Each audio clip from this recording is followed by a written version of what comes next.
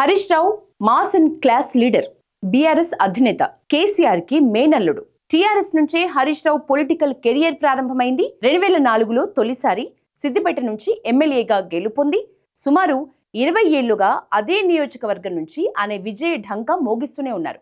7 సార్లు ఎమ్మెల్యేగా గెలిచి 2 సార్లు మంత్రిగా పనిచేసిన హరీష్ రావు బీఆర్ఎస్ లో ట్రబుల్ షూటర్ గా పేరు తెచ్చుకున్నారు. కేసీఆర్ తర్వాత పార్టీని నడిపించేది ఎవరు అన్న ప్రశ్న తలెత్తినప్పుడు కేటీఆర్, హరీష్ రావు పేర్లు ప్రధానంగా వినిపిస్తాయి. బీఆర్ఎస్ లో కీలకంగా ఉన్న హరీష్ రావు ఈరోజు మీడియా సమావేశం ఏర్పాటు చేశారు. బీఆర్ఎస్ లో కీలకంగా ఉన్న హరీష్ రావు ఈరోజు మీడియా సమావేశం ఏర్పాటు చేసి ఒక క్లారిటీ ఇచ్చారు.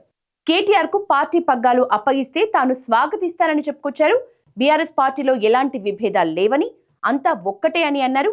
హరీష్ రావు చేసిన ఈ కామెంట్స్ ఇప్పుడు హాట్ టాపిక్ గా మారాయి. సోషల్ మీడియాలో వచ్చిన వార్తల మీద ట్విట్టర్లో నేను అదే రోజు ఖండించిన. 1, 2 చివరికి మా నాయకులు దాసోజు శ్రవణ్ గారు, ఎర్రోల శ్రీనివాస్ గారికి చెప్పి పోలీస్ స్టేషన్లో కంప్లైంట్ కూడా ఇచ్చి ఆ కంప్లైంట్ను కూడా నా ట్విట్టర్లో పోస్ట్ చేసి ఇటువంటి ఫేక్ ప్రచారం నమ్మొద్దని, తక్షణమే డీజీపీ గారు వీళ్ళ మీద చర్యలు తీసుకోవాలని చెప్పి కూడా నేను రాష్ట్ర డీజీపీ గారిని కోరిన విషయం కూడా మీ అందరికి తెలిసిందే కదా.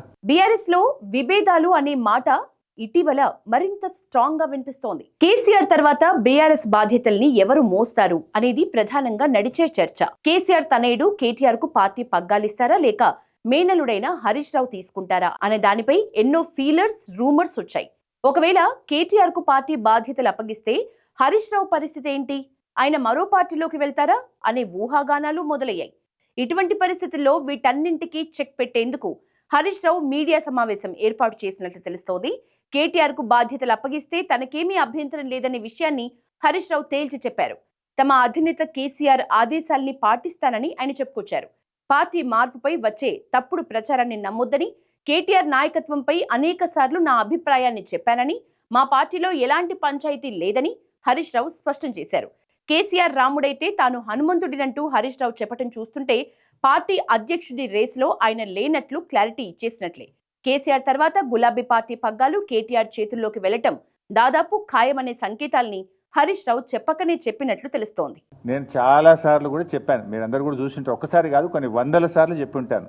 ఇవాళ కేసీఆర్ గారు మా పార్టీ అధ్యక్షుడు.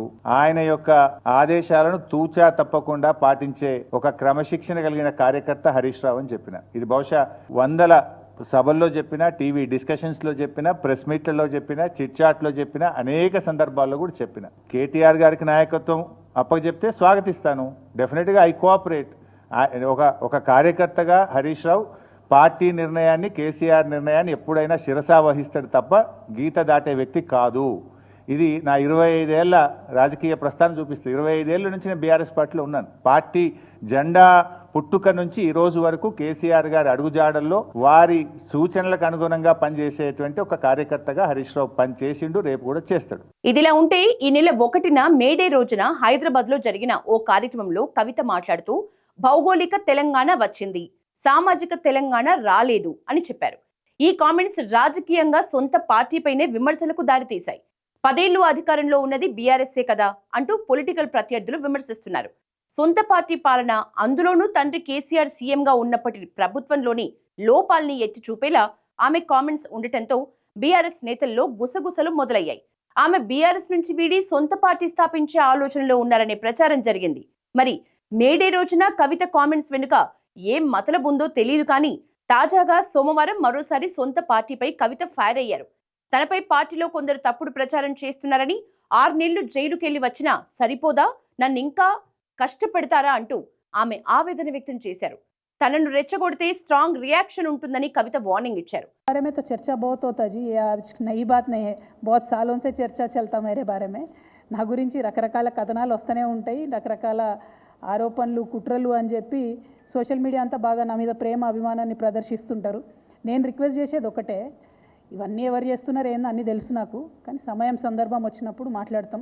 ఇట్లాంటి అంశాలను పెద్దగా ప్రాధాన్యత ఇచ్చి మాట్లాడాల్సినటువంటి అవసరం ఇప్పుడు లేదని చెప్పి నేను భావిస్తా ఉన్నాను. ఓవైపు పార్టీలో విభేదాలు ఉన్నాయనే ప్రచారం జోరుగా జరుగుతూ ఉంటే, మరోవైపు కవిత కామెంట్స్ పార్టీకి మరింత డ్యామేజ్ చేస్తాయని భావించి హరీష్ రావు తెరపైకి వచ్చినట్లు తెలుస్తోంది.